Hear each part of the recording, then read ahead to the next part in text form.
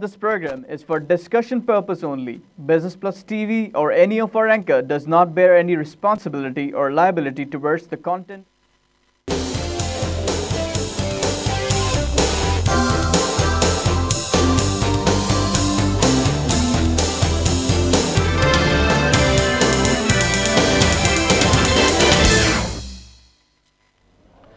नाजरीन welcome to the market show. आज नाजरीन जिस मौजू के ऊपर हम गुफ्तगू करेंगे वो बड़ा ही अहम मौजू है और वो आप जानते होंगे, हमने अवामी नौइयत के हिसाब से एक प्रोग्राम शुरू किया है, एक सीरीज़ शुरू की है जिसका बुनियादी मकसद लोगों को आगाही देना है पाकिस्तान कस्टम्स के कवानीन से। और इस अवामी नौइयत के जो प्रोग्राम के अंदर हम कोशिश करते हैं कि जो मसाइल हों बुनियादी या जो सवालात हों या कोई ऐसे मज़ामीन हो जिनके बारे में आपके जहन में कोई अभाम हो या कोई सवालात हो तो उनके जवाबात आपको फ़ौरन मिल जाएं। इस सिलसिले में आज भी हम प्रोग्राम करेंगे जिसका बुनियादी मकसद आपको ये समझाना होगा कि जो पैसेंजर के तौर पर यानी मुसाफिर के तौर पर जब आप पाकिस्तान के एयरपोर्ट्स पर लैंड करते हैं या यहाँ से रवाना होते हैं तो आपको कस्टम्स के साथ जो इंटरेक्शन होता है सामान लाने ले जाने का, उसके अंदर कोई टैक्स पाबंदी, उसके बारे में हम गुफ्तगू करेंगे। आज हमारे साथ बड़े ही अहम मेहमान शामिल गुफ्तगू होंगे। सबसे पहले तारुफ़ कराता चलूँ डायरेक्टर जनरल कस्टम्स जनाब सैयद तनवीर अहमद साहब, वेलकम करूँगा सर आपको शो में। Thank you. और इनके साथ हमारे साथ होंगे अमजद अमान लगारी साहब, ये डिप्टी कलेक्टर कस्टम्स हैं कराची एयरपोर्ट के। आपको भी वेलकम करूँगा। Thank you so much. Programme का आगाज़ तनवीर साहब आपसे करता हूँ। बुनियादी तौर पर हमारे नाजरीन को इस चीज़ के बारे में आगाही दीजिए कि पाकिस्तान कस्टम्स का क्या रोल है पाकिस्तान के तमाम एयरपोर्ट्स के ऊपर। देखिए, पाकिस्तान जितने भी मुसाफिर हैं जी, जिस वक्त वो आ रहे हैं या जा रहे हैं तो पहला उनका एयरपोर्ट पे जो कांटेक्ट है वो कस्टम्स के साथ ही जी होता है। ज़ाहिर है कि वहाँ पर इमिग्रेशन का भी अमला है आते हुए और इसी तरह जाते हुए भी, लेकिन उसमें जो ज़्यादा कांटेक्ट है एक, तो उस हवाले से एक ज़माना मैं आपको बताऊं कि आज से 25-30 साल पहले 20-25 साल पहले इस तरह के कोई कॉन्सेप्ट्स नहीं थे जिस तरह के आज फैसिलिटेशन के हैं। जी जी। अच्छा, उस ज़माने में बल्कि आपको थोड़ा सा और भी पीछे अगर जाएँ तो मशहूरी जो थी फर्स्ट टाइम कस्टम डिपार्टमेंट की वो 70s में दुबई चलो ड्रामा, दुबई चलो आया था, फिल्म आई थी दुबई चलो, और ड्रामा भी, और वहाँ से शुरू हुआ कि पैसेंजर्स, और वहीं से कस्टम जो है वो आया। और उसके बाद उस ज़माने में 100% जो थे वो, मुझे अब तक याद है कि लोग जो हैं वो बेचारे परेशान हुआ करते थे कि वो हर मुख्तलिफ जो काउंटर्स हैं उसके ऊपर कोई 20-30 जो हैं अमले के लोग हैं और लोग लाइनों में खड़े हुए हैं, तमाम अटैची खुले हुए हैं, तमाम बैग्स खुले हुए हैं, दोबारा पैकिंग नहीं हो रही, तमाम कपड़े बाहर हैं, हर चीज़ एक एक सुई जो है वो देखी जा रही है। तो लोग जो थे उससे बड़े तंग थे। तो जिस तरह इंटरनेशनली तरक्की होती गई और हमने बाहर के जो मॉडल्स अपनाए तो उस ज़माने में फिर 98-9 में तो सबसे पहले जो थी फिर ये ग्रीन चैनल को इंट्रोड्यूस किया गया। तो वहाँ से फिर वो अपनी इब्तदाई शक्ल में, और अब फिर ये है कि अब बहुत वाज़े तौर पर अब तो पैसेंजर्स की मतलब कि मोर देन 80% 90% चेकिंग ही नहीं होती। अब तो यह है कि ज़्यादातर लोग जो हैं वो अपना ग्रीन चैनल से गुजर जाते हैं, उनके पास कोई डिक्लेयर करने को नहीं होता, उनका सामान नहीं खुलता। और अगर बहुत ज़्यादा अगर किसी पे शक है तो अब मशीनें लग गई हैं, एक्सरे मशीन, उसमें से सामान गुजार लिया जाता है। तो वो जो हैसल थी, इसीलिए शायद अब बहुत ज़्यादा कोई शिकायत उस लिहाज से अभी भी लोगों को होंगी ऑफ कोर्स, लेकिन उस लिहाज से नहीं है। आई स्टिल रिमेंबर कि उस ज़माने में कंट्रोल करने के लिए कि जी 100% लोग चेक कर रहे हैं, कैमरे लगा दिए गए। फर्स्ट टाइम एक कंपनी ने कैमरे लगाए, वो पता लगा कि कैमरे कभी ऑफ हो रहे हैं, कभी ऑन हो रहे हैं, कभी कोई चिंगम लगा रहा है उनके ऊपर, कुछ लोग सस्पेंड हो रहे हैं। लेकिन अल्हम्दुलिल्लाह आज हालात जो हैं 30 साल पुराने जाएँ तो फार बेटर, जो भी लोग अब आते जाते हैं। अच्छा, मैं आपको अपना पर्सनल एक्सपीरियंस बता सकता हूँ। मेरा पर्सनल एक्सपीरियंस ये रहा है कि मैंने भी काफ़ी फॉरेन ट्रैवल किया है बीच में, कस्टम्स के साथ कोई शिकायत नहीं हो। सच्ची जो बात है मैं आपसे करूंगा, और लोगों को शिकायत होंगी ज़रूर और रहनी भी चाहिए ताकि उनको जल्द से जल्द दूर किया जाए। लेकिन जहाँ तक मैंने देखा है वापसी के ऊपर ज़्यादा नहीं पूछते फैमिलीज़ वगैरह वालों को, मैंने नहीं देखा कोई ऐसी कोई तकलीफ़ हुई हो। ग्रीन चैनल में लोग चले भी जाते हैं और कोई वो डिक्लेयर का भी मेरे ख्याल ऐसा कोई जब कोई ऐसी कोई बड़ी चीज़ लाए तो पूछ लें, शायद किसी पर शक हो। वैसे मैंने ज़ाती तौर पे अपनी नज़रों से नहीं देखा कि किसी को रोका। हाँ, जाते हुए ये मैंने देखा है, पता नहीं इसमें अमजद अमान साहब मेरे साथ एग्री करें या ना करें, वो मैंने ये देखा है कि वो एंटी नारकोटिक्स वाले चेक करते हैं बैग्स, वो थोड़ा उसको लेते हैं, जबकि I think that's a joint domain of customs and ANF, वो लोग चेक करते हैं। डिपार्चर और अराइवल्स पर थोड़ा सा हमारी वर्किंग जो है एयरपोर्ट अथॉरिटीज़ की डिफरेंट है। अच्छा, डिपार्चर्स पर सबसे पहले एयरपोर्ट सिक्योरिटी फोर्स की स्कैनिंग मशीन्स हैं, उसकी डुप्लीकेशन को बचाने के लिए कि बार बार स्कैनिंग ना हो, और वहाँ पर 100% स्कैनिंग होती है। अच्छा, क्योंकि सिक्योरिटी रिस्क भी है और नार्कोटिक्स की लीकेजेस और पिल्फरेज और यहाँ से ले जाने के बड़े चांसेस होते हैं। तो एक ही दफ़ा स्कैनिंग में कस्टम्स भी वो इमेज देख रहा होता है, एयरपोर्ट सिक्योरिटी फोर्स भी देख रहा होता है, और एंटी नार्कोटिक्स फोर्स भी। एक ही लगेज को हाँ साइमल्टेनियसली लाइव इमेजेस सारी एजेंसीज, 3 एजेंसीज, FIA तो बाद में आती है डिपार्चर्स पर, तो उनकी स्कैनिंग जब होती है, ASF सबसे पहले सिक्योरिटी रिस्क जो चीज़ें होती हैं वो निकाल कर अच्छी तरह देख लेती है, और फिर हमारा स्टाफ जो डिपार्चर पर है वो they just keep an I on the passenger and the families.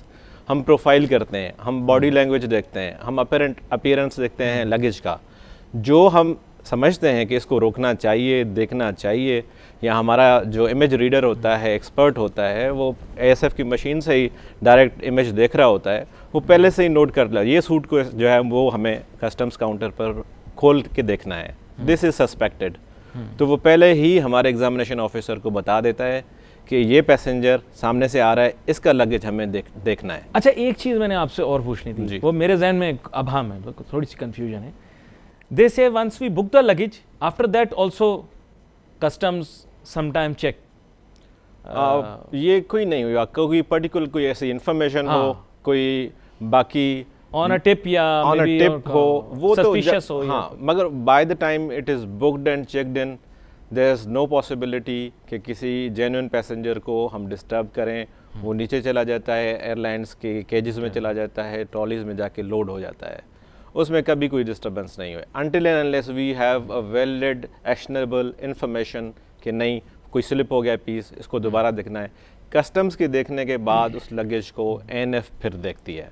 फिर ANF की अपनी अलग प्रोफाइलिंग टीम बैठी होती है, वो भी हर बंदे को नहीं, मगर उनकी प्रोफाइलिंग और इंटरसेप्शन हमसे ज़्यादा होती है, तो वो ज़्यादा लोगों को रोकते हैं, कस्टम्स से भी ज़्यादा लोगों को रोकते हैं, और फिर उनका लगेज वो भी चेक करते हैं, हमारे चेक किए हुए को भी दोबारा चेक करते हैं, बल्कि वो तो लाजमन करते हैं क्योंकि we are also every emergency triage के यहाँ से कोई चीज़ जो है वो स्लिप ना हो जाए, तो दिस इज़ हाउ। उसके बाद ANF के बाद इमिग्रेशन होती है, इमिग्रेशन करके बंदा जो है वो बोर्ड हो जाए फ्लाइट पर। Thank you. अच्छा, इससे कबल के मैं ये बड़ा अहम सवाल आपसे पूछूं, मैं एक चीज़ आपको बताऊं कि जब एयरपोर्ट पे जाता हूँ तो एक आध दफ़ा इत्तेफाक हो, कस्टम वाले ज़्यादा, अब मैं सच बता रहा हूँ आपको, काफ़ी पहले बहुत कस्टम तंग करती थी, सच आपको बात बता रहा हूँ, आज से कोई 15 साल पहले कस्टम बहुत तंग करती थी, लेकिन अब कस्टम का मैंने रोल देखा है, ज़्यादा फैसिलिटेटिंग हो गया। इस दफ़ा उसने मुझसे पूछा कि जी आप काम क्या करते हैं, मैंने कहा टीवी एंकर हूँ, तो कहते हैं अब तो आपका ज़रूर लगे चेक करो। तो मैंने कहा आपको ये बड़ा मज़ा ये बात ज़रूर बताऊँ। तो यहाँ पर मैं ये पूछ रहा था कि जब फर्स्ट इंटरेक्शन है कोई भी फॉरेनर हमारे मुल्क में आता है, या हमारे ओवरसीज़ पाकिस्तानी आते हैं, या for example us as well, हम भी जब बाहर जाते हैं और फिर वापस आ रहे होते हैं, तो हमारा फर्स्ट पॉइंट ऑफ इंटरेक्शन जो होता है ना, वो कस्टम्स स्टाफ से होता है। इंटरनेशनली बात कर रहा हूँ, वहाँ even before immigration, I have observe, even before immigration your interaction with customs at luggage clearance, if I am correct. तो हमारे यहाँ भी क्या फोकस इस पर है कि कंजीनियल, हॉस्पिटेबल, स्माइलिंग फेसेस हमें दिखाई दें एयरपोर्ट के ऊपर।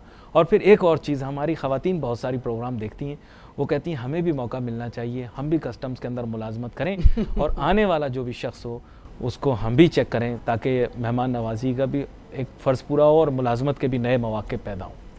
देखिए, कस्टम्स में एक तो आपने जैसे कहा कि एक तो बहुत ही इम्पोर्टेंट, और वो इस लिहाज से भी है कि कराची एयरपोर्ट का फिगर्स देखें, 35 लाख मुसाफिर आता जाते हैं, ठीक है जी। देखिए 17 लाख आ रहे हैं, कोई 18 लाख जा रहे हैं, जी। इतने हज़ार फ़्लाइट्स हैं, और कोई 50,000 जो हैं वो फॉरेनर्स सिर्फ कराची पे आते हैं और 50,000 ही तकरीबन जाते हैं। आप इस लिहाज से देखें कि 35 लाख मुसाफिर साल में आ रहे हैं जा रहे हैं, उनको हर एक को ज़ाहिर है कि चेक करना, और हमने मॉडर्न टेक्निक्स अपना ली हैं, एक्सरेज मशीन लग गई हैं, इसीलिए यही वजह है कि शिकायत जो हैं बहुत कम हो गई हैं, और पूरी कोशिश ये होती है कि मैक्सिमम पैसेंजर्स को फैसिलिटेट किया जाए। जहाँ तक अपॉर्चुनिटीज़ का ताल्लुक है, एक ज़माने में तो जो हमारे इंस्पेक्टर्स पीओज़ होते थे, इनकी भर्ती जो थी वो लोग यानी कि डिपार्टमेंट करता था, और जो अफसर थे वो CSS के थ्रू आते थे। जी। लेकिन अब ये है कि जो इवन जो हमने अभी कोई 600 के करीब लोग जो हैं स्टाफ हमने भर्ती किया है, कर रहे हैं इन द प्रोसेस, उसमें से 200 प्रिवेंटिव के ऑफिसर्स हैं, कुछ इंटेलिजेंस के, कुछ और अप्रेजर वगैरह, और ये सारी पब्लिक सर्विस कमीशन के थ्रू हुई है। अच्छा, ये आपकी जो गुफ्तगू है उसके साथ साथ हमने विजुअल भी तैयार किए, ग्राफ्स, ताकि लोगों की जो है वो आसानी लोगों के जहन में पैदा हो, स्टैटिस्टिक्स की, जो आपने पैसेंजर्स आने जाने की तादाद। माजरत चाहूँगा, आप अपनी बात को जारी रखिए। जी हाँ, ये देखिए, ये आप दिखा रहे हैं, यही हम बात कर रहे थे कि और ये सिर्फ कराची के हम अब बात कर रहे हैं इस वक्त, कराची एयरपोर्ट। जी। आप अंदाज़ा लगाइए कि अगर 35 लाख मुसाफिर के 17 लाख जो हैं वो पैसेंजर आ रहे हैं, 18 लाख जा रहे हैं, और तकरीबन फ़्लाइट्स भी कोई 25,000 आदि जो जाती हैं, ये साल के फिगर्स हैं। तो आप ये देखिए, इस्लामाबाद एयरपोर्ट भी है, लाहौर एयरपोर्ट भी है, पेशावर है जहाँ से इंटरनेशनल फ़्लाइट्स हैं, दूसरे एयरपोर्ट्स हैं, इसमें 10-15% तो हाई ट्रैफिक ही होगा। जी हाँ, मेरा ऐसा ख्याल है। जी हाँ, तो आप ये देखिए कि मतलब 1 करोड़ के करीब अगर लोग ट्रैवल करते हैं, आ रहे हैं, जा रहे हैं, तो उनको हैंडल करना, ये करना और इतना फैसिलिटेट करना, नॉट ओनली कस्टम्स, बल्कि आप ये देखें बाकी तमाम एजेंसीज़ भी हैं, और अल्हम्दुलिल्लाह कोई इस तरह की मेजर शिकायत कस्टम से एटलीस्ट अब नहीं है लोगों को। और उसकी वजह यह है कि स्मूथ प्रोसीजर्स बन गए हैं, टेक्नोलॉजी का इस्तेमाल है। कस्टम्स 24 आवर जॉब, ये भी बड़ी इंटरेस्टिंग चीज़ है जो मैं पूछना चाहूँगा अमजद साहब से, क्योंकि मतलब ये कि even during the night I guess you must be having shifts, lot of senior officers must also be working.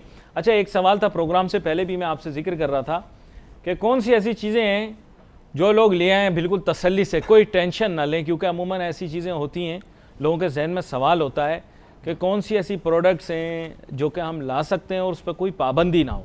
तो ये उनकी फहरिस्त है। मैं चाहूँगा थोड़ा थोड़ा अगर आप चाहें तो इनको एक्सप्लेन भी कर लें। पर्सनल वेयरिंग अपैरल, तो अब ये इसकी कोई तादाद मुख्तस है या जितना मर्जी मैं ले आऊँ, मतलब अपने पहनने के लिए? अपने पहनने की चीज़ें तो अपेरेंटली बिल्कुल ही वाज़ेह होती हैं। एक तो नए कपड़े बहुत, एक तो गिफ्ट के लिए 2-4 अगर चीज़ें ले आए वो रीजनेबल चीज़ नज़र आ जाती है, बस थान के थान ना लाएं। हाँ एग्जैक्टली, कमर्शियल क्वांटिटी, हाँ लोग लाते हैं वगैरह करते हैं काम, तो वो कमर्शियल क्वांटिटी ना हो। Personal wearing apparel and apparel जो है, एक बंदे का एक सूटकेस होगा, 2 सूटकेसेस होंगे, यूज कपड़े होंगे, कुछ नए भी हो सकते हैं, तो this is the reasonable judgement of a custom officer. अच्छा, खुद पहन रखे हैं जो कपड़े, वो पर्सनल एडॉर्नमेंट्स हो गई। जी हाँ। अच्छा, उसके अलावा ये आपने बताया टॉयलेटरीज, यानी कि जो जी टॉयलेट रिक्विजिट्स, जी जो ट्रैवलिंग में बंदा आम पैसेंजर जो है, international electric shaver in use जो है, मेडल्स हैं, ट्रॉफीज हैं, प्राइजेज हैं bestowed upon a passenger on stay abroad, electric iron है, हेयर ड्रायर है जी, और हेयर ड्रेसर है, 200 सिगरेट्स और 50 सिगार्स अराइवल पर वो जो है यहाँ ले जाने पर वो उसको कोई पाबंदी नहीं है। अच्छा। फिर टॉयज़ हैं, पर्सनल यूज़ के बच्चों के चीज़ें हैं, एक मोबाइल फ़ोन है और एक रिस्ट वॉच है, जो कि एक passenger duty free without any prohibition वो ले जा सकता है और ले आ सकता है। तो ये अलाउंस में this is called the baggage allowance. अच्छा, लेकिन ये आप देख लें कि ये 7 डेज के हैं कि अगर वो 7 दिन के बाद आ रहे हैं, अगर वो 1 साल के बाद आ रहे हैं तो अलाउंसेज में थोड़ा ज़्यादा इजाफा हो जाता है। आप नेक्स्ट दिखाएं तो आपको थोड़ा आइडिया हो जाएगा कि 1 साल के बाद अगर पैसेंजर आए तो उसको मैं उसके मुतालिक भी बात करूंगा, लेकिन मुझे जो है ना वो एक ब्रेक पर जाना, तो उससे पहले मैं थोड़ा सा बस इसके ऊपर मैं तवज्जो देना चाहूँगा। ये आपने 1 घड़ी तक महदूद कर दिया भाई। लोग तो हमारे यहाँ बड़ी घड़ियाँ वड़ियाँ पहनने के बड़े शौकीन होते हैं। अच्छा, घड़ियों में ये है ना कि ट्रेडिशनली हमने ऑब्जर्व किया कि घड़ियाँ बहुत महंगी बन गई अभी हैं, तो इस कंसेशन को लोग मिस यूज़ भी करते हैं। तो घड़ियां जरूर लाएं लेकिन ड्यूटी पे करें। अच्छा, you have to pay the duty on watches. Other more than one watch. अगर एक से ज्यादा ला रहे हैं तो ड्यूटी पे करें ना। अच्छा, मैं ब्रेक से जब वापस आता हूँ फिर मैं आपसे डिस्कस करूंगा कि फिर टैक्स किस तरह से पे करेंगे, because some people like to keep invoices and other people don't. और तनवीर साहब की स्पेशलिटी ये है कि हर चीज़ की वैल्यू जो है ना डिटरमिन करके पहले से कह देते हैं कि ये वैल्यू है, इसकी इतने वैल्यू होगी, अब आप उसमें बहस नहीं कर सकें ताकि। तो यहाँ पर हम छोटी सी ब्रेक लेंगे, ब्रेक के बाद वापस आएंगे, अपनी गुफ्तगू जारी रखें।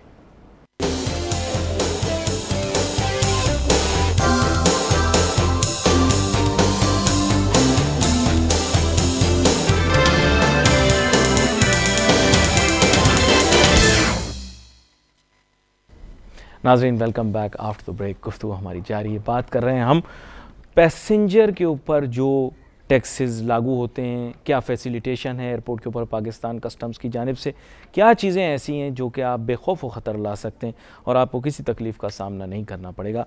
ब्रेक पे जाने से पहले हमारी गुफ्तगू हो रही थी, हमारे साथ दो बड़े अहम मेहमान शामिल हैं। दोबारा से तारुफ़ कराता चलूँ, director general customs Syed Tanveer Ahmed साहब 12 हमारे प्रोग्राम तशरीफ़ लाते हैं, लोगों को आगाही देते हैं पाकिस्तान कस्टम्स के कवानीन के मुतालिक। और आज हमारे साथ अमजद अमान लगारी साहब भी हैं, deputy collector customs Karachi airport. Break पे जाने से पहले हमारी गुफ्तगू हो रही थी और आपने कहा कौन सी ऐसी चीज़ें हैं जो बग़ैर पाबंदी के आप ला सकते हैं, ले जा सकते हैं। अब आगे हम उसके ऊपर ही कंटिन्यू गुफ्तगू कर रहे थे और तनवीर साहब बता रहे थे कि 1 साल से ज़ायद जो वहाँ रहकर आएगा उसके लिए फिर आसानियाँ पैदा होंगी। अभी हम उसकी स्लाइड भी साथ देखते रहेंगे। उसमें जो चीज़ें शामिल हैं उसमें रेडियो और टेप रिकॉर्डर का दौर तो जैसे इन्होंने बताया वो एक दौर ज़रूर था, वो जो दौर था दुबई चलो वाला, और उसमें तो ज़रूर ये चीज़ें थीं। इसके अलावा VCP, VCR, DVD या दीगर इस तरह की जो अशियाँ हैं वो भी शामिल हैं, अभी हमारे सामने आ जाएगा विजुअल। लेकिन इसमें यह है कि इन मोस्ट ओकेजन्स, जैसे हमारी ब्रेक में भी गुफ्तगू हो रही थी, the airline usually what it does is कि has made your job very easy. उसने इतनी रिस्ट्रिक्शन लगा दी है लगेज के ऊपर कि जो भी आएगा वो लगेज लाएगा ही बहुत थोड़ा। अब ये कि जो उसके अंदर लेकर आ रहा है कंटेंट, आपको सिर्फ उसकी वैल्यू डिटरमिन करनी है। बिलफर्ज ब्रेक पे जाने से पहले हम बात कर रहे थे कि एक घड़ी की आपने पाबंदी लगा दी। अब एक घड़ी सर 1 करोड़ रुपए की भी है। बिल्कुल। चंद घड़ियाँ ऐसी तस्वीर में मैंने देखी हैं, कुछ तस्वीर सोशल मीडिया पे घूमी, उसमें ऐसे लिखा हुआ था कि 50 करोड़ तक की भी घड़ी है, दुनिया में है, यहाँ नहीं होगी। और उसकी वैल्यूएशन कैसे करेंगे अगर कोई एक इजाफी घड़ी लेकर आ जाए तो किस तरह से? नहीं, हमारे यहाँ ऑलरेडी वैल्यूएशन जो है उसका एक पूरा निज़ाम है। अच्छा। पूरा निज़ाम है, हमने उनकी वैल्यूज़ फिक्स की हुई हैं सारी चीज़ों की, ताकि कोई इबाम ना हो। तो जो मुसाफिर 1 साल के अंदर आएँ, यानी कि 7 दिन से ज़्यादा उनका जो होता है, उनके अलाउंसेस बढ़ जाते हैं। वो VCR भी ला सकते हैं, VCP भी ला सकते हैं, टेप रिकॉर्डर भी, कोई पर्सनल जो वीडियो कैमरा भी लिया है, वीडियो कैमरा भी, वीडियो क्या नाम है, दूसरा औजार भी ला सकते हैं, लिखा हुआ प्रोफेशनल टूल्स भी ला सकते हैं, अप टू $500। जी हाँ, अप टू $500 वो ला सकता है। अच्छा, तबरकात पे कोई वो जो तबरका, हाँ, जो हज से आ रहे होते हैं तो पानी, खजूरें, ये वो हैं, इसके ऊपर कुछ नहीं है। लेकिन उसके बाद कुछ ऐसी चीज़ें हैं जो कि अगर वो 1 साल के बाद आता है तो वो उसके ऊपर ड्यूटी उसको देनी पड़ती है, जिसमें कि टेलीविज़न है, डीप फ्रीज़र है, रेफ्रिजरेटर है, microwave oven, cooking range, washing ये तो अब उसको भारी पड़ेगा, महंगा पड़ेगा सर अब लाना। अब लाते हैं लोग, वैसे पूछ रहा हूँ मैं। देखिए टीवी वगैरह तो अक्सर साथ ले आते हैं, कभी कभार LED वगैरह। हाँ, LED वगैरह। अच्छा, वो मैंने लाते देखा है, उस पर पूछते नहीं है, ज्यादा कुछ नहीं कहते वो। उसमें रीजनेबल ड्यूटी टैक्सेस का स्ट्रक्चर है। अच्छा, और वो तकरीबन 5-6 हज़ार रुपए से लेकर 50,000 rupees, keeping in view the model and the size of the LED, but it is not duty free. It is charged. It's not duty free. It's not duty free. It is charged with duty and taxes. तो ये नाजरीन आप जान लें, क्योंकि बहुत सारे लोगों की ये जहन में एक सोच होती है, क्योंकि these days you know they are doing very good packing of these televisions. Yeah. You can virtually pick them up. आपके नाजरीन से मैं वो गुजारिश करता हूँ जी कि LED भले वो एक लाएं, that will be charged. That will be charged. And these are the ones that are there. ये शो कर रहा है कि television, deep freezer, refrigerator, microwave oven, cooking range, washing machine और एयर कंडीशनर, ये सारी चीज़ें अगर आएंगी तो on payment of duty and taxes आएंगी। ये फ्री अलाउंसेस में नहीं आती। तो लोग बाद औक़ात ले आते हैं कि, लेकिन उनको ये भी पता होना चाहिए कि अगर VCR, VCP और म्यूज़िक सिस्टम ये चीज़ें लाएंगे और ज्वेलरी वगैरह, वो ड्यूटी फ्री है। लेकिन ये हमने 5-6 आइटम आपको दिखाई कि इनके ऊपर जो है वो इनके ऊपर ड्यूटी लागू, जी हाँ, लागू होती है। और कुछ अब जी, अच्छा, मेरे जहन में एक सवाल है, how much money can I have on my person when I am coming back to Pakistan, that is the issue. Problem ये होती है कि when you are going from here तो तब भी चेक होता है कि आप पैसे कितने ला रहे हैं। जब आप ला रहे हैं तो अमूमन तासुर ये है कि nobody is going to ask any questions no matter how much money you bring into Pakistan. And usually एक जनरल वो ये है कि क्योंकि पाकिस्तान में कोई पाबंदी नहीं है तो अब ये सवाब दीद पर अगर खुद डिक्लेयर करे तो वो है, क्योंकि बहुत सारे लोग कहते हैं कि अगर खुद डिक्लेयर करें तो अच्छा है ताकि वापस ले जाते हुए तकलीफ ना हो, वरना कोई पाबंदी नहीं है। ऐसे है आने और जाने इसमें बिल्कुल आने में भी रेगुलेशंस हैं। अच्छा। और जाने में भी, करेंसी ले जाने में भी रेगुलेशंस हैं। अच्छा। स्टेट बैंक की अपने बूथ एयरपोर्ट पर अराइविंग लाउंज में भी है। अच्छा। और डिपार्चर लाउंज पर भी स्टेट बैंक का लाउंज है। अच्छा। जी हाँ, ऑफिस है। उसमें अराइविंग पैसेंजर में पहले बता दूं, there is no ceiling fixed for taking in any amount of currency. मगर ये रेगुलेशन या ये रिस्पॉन्सिबिलिटी पैसेंजर की है according to the state bank's circular कि $10,000 और इक्विवेलेंट अगर लाएगा और उससे अबव लाएगा तो he has to declare it with the customs.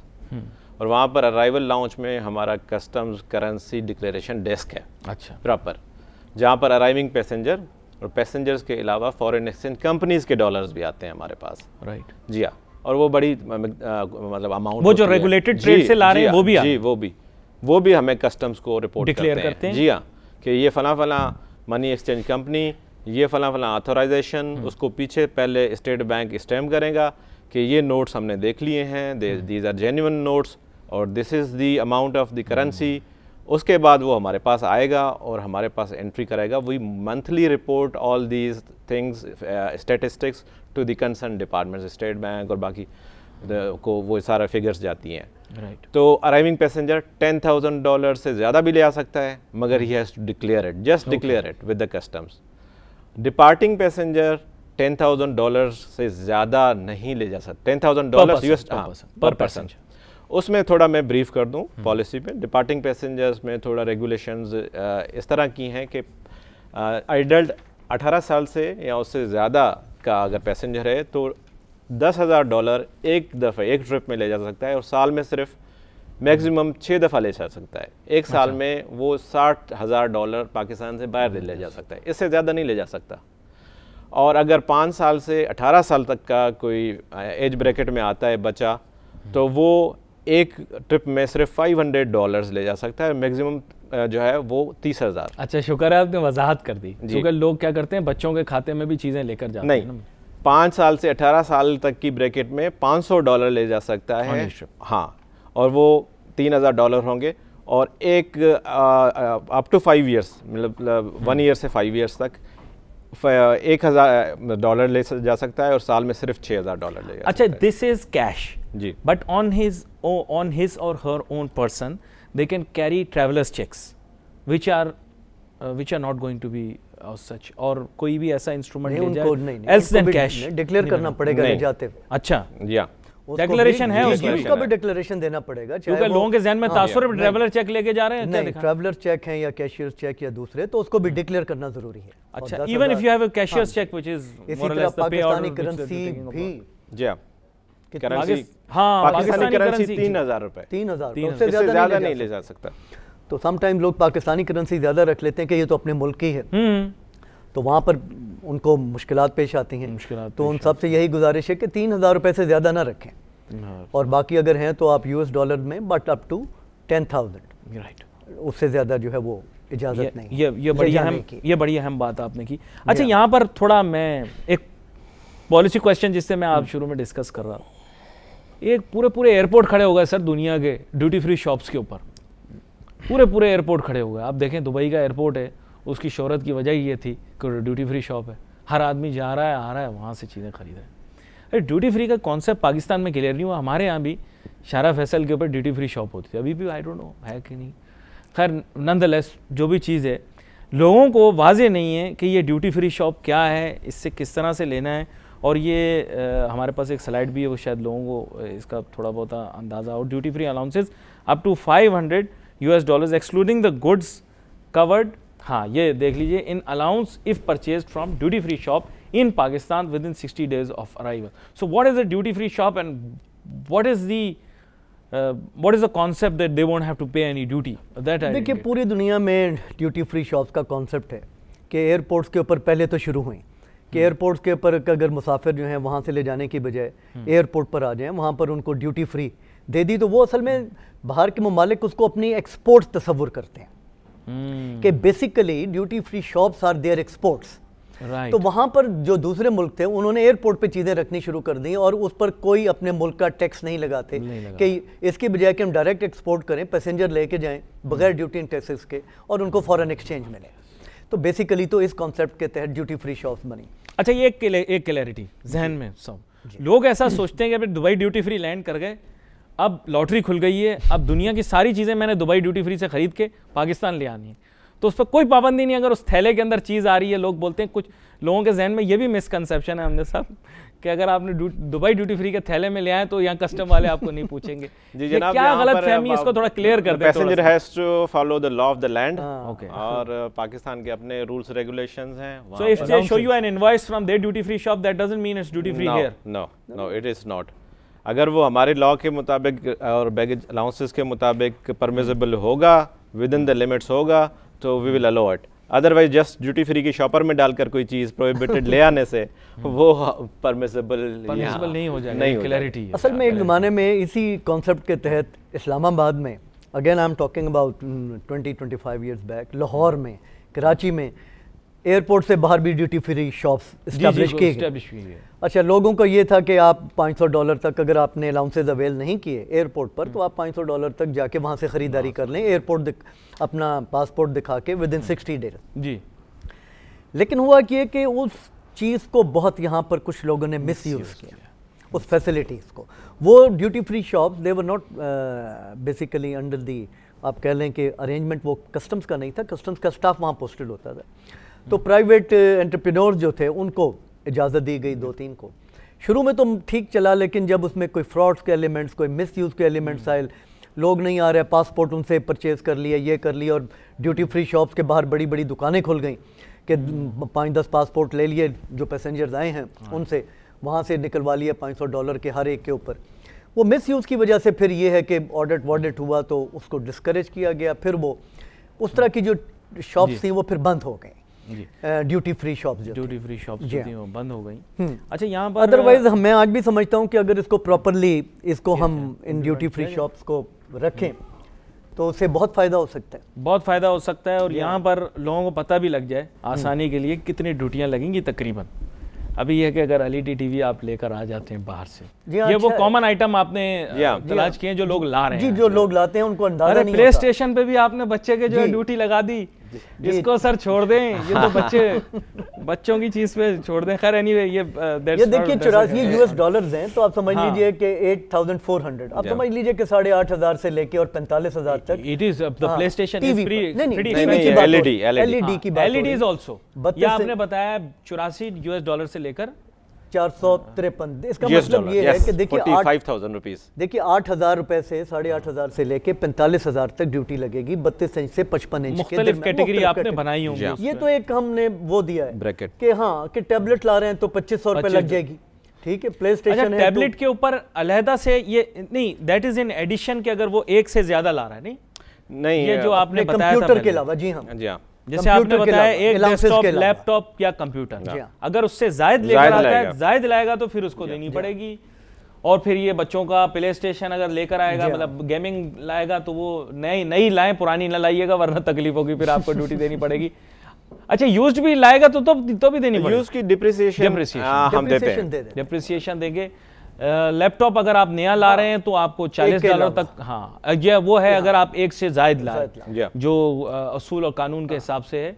और मोबाइल फ़ोन अगर आप लाते हैं, जैसे VIP किस्म का मोबाइल फ़ोन आप लेकर आ रहे हैं, तो उसमें फिर आपको 6,000 रुपए तक आपको ड्यूटी जो है वो, दैट इज एडिशनल टू। अच्छा, मोबाइल फ़ोन में मैं गुजारिश कर दूं कि मोबाइल फ़ोन अपने पर्सनल कैरी करने के अलावा अगर 2-3 ले आते हैं तो पर जो है वो इतने ड्यूटी टैक्सेस तो पड़ेंगे ही, मगर PTA की NOC भी लाजमी है। अच्छा, एक खास तादाद से ज्यादा अगर लेंगे, और आपने कहा नहीं, दो या एक तीन? से ज्यादा, एक से ज्यादा जो भी जितने भी अगर न्यू ब्रांडेड उनके पास मोबाइल फोन है, अच्छा, और इट्स न्यू वन और यूज्ड वन तो वैसे भी इम्पोर्ट, इसीलिए इतने ज्यादा मोबाइल खेपिए जो हैं पकड़े जाते हैं एयरपोर्ट के जी हाँ, क्योंकि मोबाइल फोन्स की जो डिमांड है और इनफॉर्मल सोर्सेज थे, यहाँ उसको अभी हमने किया भी है, प्रोजेक्ट भी किया है। It is around 25,000 mobile phone sets that are in demand per day in the Karachi market per alone.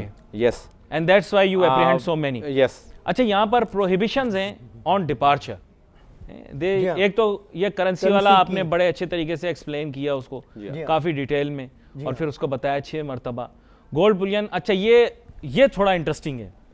Gold Boolean है, precious metal, stone, jewellery in commercial quantity, क्योंकि पहले ये कि ऑन पर्सन है। हाँ, अगर तो पहने हुए हैं अपने लिए कोई एक आध है तो ठीक है, लेकिन अगर कमर्शियल या लगेज में आपको शक होता है कि अपने इस्तेमाल से जायद लाए, या कमर्शियली अगर कोई अपना मॉनेटरी उसके लिए लेके जा रहा है, पेक्यूनियरी, अगर कैसे पैसा बनाना है, उसे प्रॉफिट कमाना मकसद है, बेच के अगर इतनी क्वांटिटी है तो वो फिर उसके ऊपर प्रोहिबिशन है। यहाँ पर अमजद साहब थोड़ी सी आपसे वजाहत ज़रूर लूँगा, ये ज़रा पढ़ लूँ कि बहुत सारे लोग शादियाँ अटेंड करने के लिए पाकिस्तान आते, वो वापस जाते हुए कहीं उनको तकलीफ ना हो, इसलिए उनकी आसानी के लिए कुछ एक सवाल आपसे पूछूंगा। लेकिन ये food items without proper certification and expiry date, and I think this would also include such मिठाइयाँ वगैरह इस तरह की। अच्छा, इसमें मैंगो का सीजन होता है तो बहुत सारे पैसेंजर्स, क्योंकि यूरोपियन कंट्रीज़ में मैंगो बहुत ही महंगा बिकता है मार्केट में, तो इधर से एज अ गिफ्ट लेके जाना चाहते हैं, और वो अपने सारे एयरलाइंस के एक्सपेंसेस वगैरह भी भरते हैं। हम तो यहाँ से उनको अलो कर भी दें, मगर वहाँ के रूल्स और रेस्ट्रिक्शंस बहुत स्ट्रिक्ट हैं, तो एयरपोर्ट पर ही उनके ज़ाया कर दिए जाते हैं मैंगोज़, वो क्लियर नहीं होते। ओहो, रिमोट एयरपोर्ट पर ही, और वो जो है उनकी प्रॉपर सर्टिफिकेशन और जो भी रिक्वायर्ड है रिमोट कंट्री में, और शेल्फ़ लाइफ है फूड आइटम की कि 1 साल तक की कम से कम एक्सपायरी डेट हो, इस तरह के मुख्तलिफ हमारे कस्टम्स टैरिफ में जो हमारी रिक्वायरमेंट है, और फिर रिमोट एयरपोर्ट और रिमोट कंट्री की सर्टिफिकेशन होती है। अच्छा, ये एक मेडिसिन का मामला जो है ये बड़ा सर संजीदा नौयत का होता है। ओल्ड एज लोग तो चलें, वो तो जाहिर बात है, I am sure you show that much consideration, but consideration with the doctors prescription only. अगर उसके साथ डॉक्टर्स की प्रिस्क्रिप्शन है, कस्टम्स वो देखता है, और क्वांटिटी ये है कि बंदा जा रहा है किस पर्पज़ के लिए जा रहा है, बिजनेस ट्रिप पर जा रहा है, हज उम्रे पर जा रहा है, किसी रिलेटिव के पास जा रहा है, कितनी क्वांटिटी रीजनेबल उसको चाहिए। इस तरह नहीं कि डॉक्टर ने महीने की दवा लिख के दी है और 2 साल की लेके जा रहा है, तो this is unreasonable, that will be seized. और इस तरह नहीं है कि we are also counter checked by our senior officers, intelligence units, और उसमें जब भी पैसेंजर को कोई तकलीफ़ होती है तो एज गजेटेड ऑफिसर डिपार्चर पर हमारे डीसी अली रज़ा तुराबी साहब होते हैं, अराइवल्स पर मैं होता हूँ, तो वहाँ पर हम we give them opportunity of hearing, उनको एक राइटिंग में सीजर या डिटेंशन मेमो दिया जाता है कि ये देखें आपकी चीज़ अमानतन हमारे पास पड़ी है, you will receive a show cause notice, उसका जवाब दें, अगर जस्टिफाई कर सकते हैं तो आप ले जाएं अपनी चीज़, ड्यूटी टैक्सेस भरकर, जुर्माना भरकर, या विदाउट एनी लायबिलिटी, अगर आप जस्टिफाई करते हो अपना केस तो अपनी चीज़ें ले जाएं। आप ले जाएं, लेकिन अगर वो जैसे आपने बताया कि in case they are taking any food items, so then you will waste it because obviously they are perishable. मेरी ख्वाहिश तो ये थी कि आप दोनों से गुफ्तगू जारी रहती, लेकिन ये प्रोग्राम अधूरा रहेगा, इसलिए आने वाले दिनों के अंदर हम ज़रूर कोशिश करेंगे कि दोबारा से सिलसिले को जारी रखें। और कुछ सवालात ऐसे हैं जो पैसेंजर्स के की आसानी के लिए और आगाही के लिए हमें बहुत ज़रूरी है कि हम नाज़रीन को आगाह करें, उसके बारे में हम ज़रूर बात करेंगे। दोबारा से सैयद तनवीर अहमद साहब, आपका बहुत बहुत शुक्रिया, आप शो पर तशरीफ़ लाए। जनाब अमजद अमान लगारी साहब, आपका बहुत शुक्रिया, वेलकम जी, वेलकम। नाज़रीन, वक्त की किल्लत की वजह से हमने कुछ सवालात के जवाब ज़रूर ले लिए, कुछ सवालात के जवाब अभी अधूरे, हम कोशिश करेंगे मुस्तकबिल में इन मौज़ूआत को ज़रूर डिस्कस करें। आज के लिए अली नासिर को, हमारी टीम को इजाज़त दीजिए। अल्लाह हाफ़िज़।